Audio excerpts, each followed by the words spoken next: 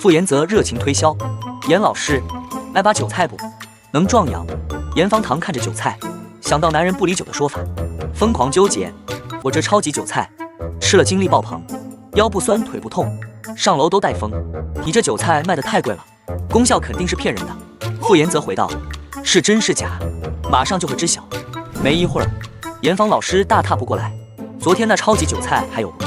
我全要了。”傅延泽忙解释：“每人限购2斤，看您指导过我的份上，卖给您4斤。”这一幕把围观人看傻了，纷纷咋呼，连老师都买，这韭菜肯定真有效果，瞬间点燃集市。